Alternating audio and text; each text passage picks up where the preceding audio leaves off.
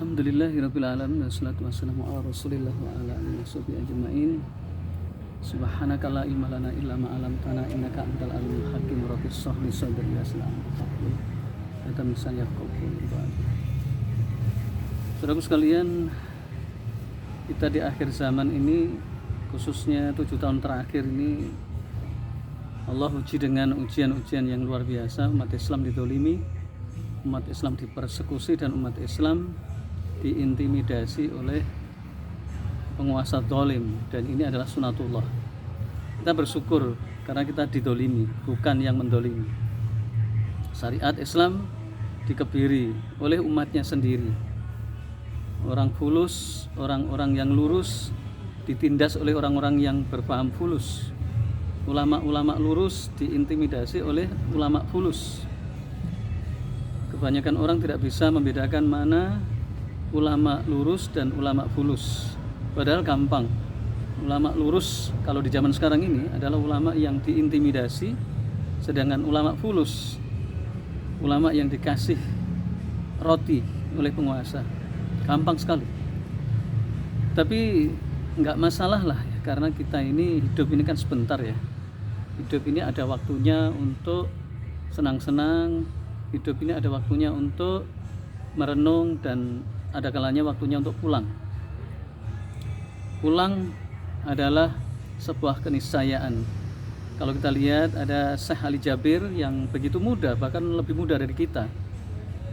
Beliau memberikan kontribusi ke umat dengan nasihat-nasihat yang luar biasa, keberanian yang luar biasa, dan mudah-mudahan itu menjadi amal jariah, termasuk guru-guru kita.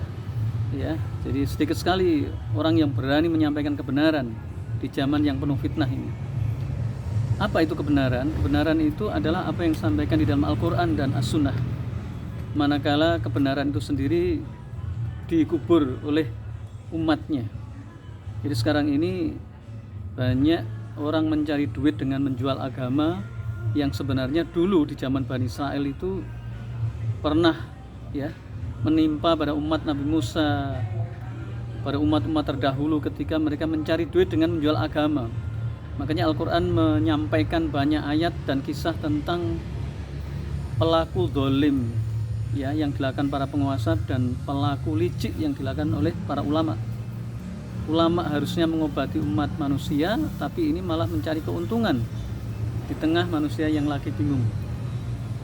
Maka pada saat itu para rohib-rohib Yahudi itu mencari duit dengan mendekati penguasa. Jadi ingat, sekarang ini kalau kita ingin mencari ulama yang benar, maka lihatlah ulama yang dipersekusi oleh penguasa. Kalau Anda mencari ulama yang hina, maka lihatlah ulama itu dekat dengan penguasa. Ini jelas. Sedangkan dalil itu banyak lagi, ya. Banyak, mudah dan mudah. Kalau orang punya ilmu gampang, tapi kalau orang nggak punya ilmu itu ya sudah, dia nggak, namanya juga nggak punya ilmu. Paling tidak kita paham bahwasanya ulama yang benar adalah ulama yang dipersekusi, diintimidasi, didolimi oleh penguasa, sedangkan ulama yang jahat adalah ulama yang dekat dengan penguasa. Contoh di zaman Fir'aun sudah ada orang-orang ulama-ulama di zaman Fir'aun yang dekat dengan Fir'aun melawan Nabi Musa. Atau misalnya setelah Fir'aun, itu di zaman masih zaman Nabi Musa, yakni Bal'am bin Bauroh ya. Itu ulama yang dekat dengan penguasa akhirnya masuk neraka. Doanya dikabulkan oleh Allah, 3 permintaan dikabulkan. Coba, apa nggak hebat ya? Ini akhirnya masuk neraka, padahal dia ulama, hidupnya untuk ibadah untuk Allah, tapi pada akhirnya dia mati masuk neraka gara-gara dia dekat dengan penguasa yang dolim. Nah kemudian juga kalau kita lihat ulama-ulama lurus kayak Imam Hasan Al-Basri sampai dikejar-kejar oleh penguasa dolim. Imam Syafi'i diborgol dari Yaman sampai ke Irak ribuan kilometer. Imam Ahmad bin Hambal di penjara puluhan tahun, sekitar 15 tahun ya, 3 generasi penguasa dolim. Kemudian Imam Abu Hanifah diracun. Kemudian imam yang lainnya yang luar biasa, para sahabat dan seterusnya. Maka ketahuilah saudaraku, untuk membedakan ulama yang lurus dan ulama fulus itu gampang. Dan termasuk hari ini, lebih-lebih hari ini.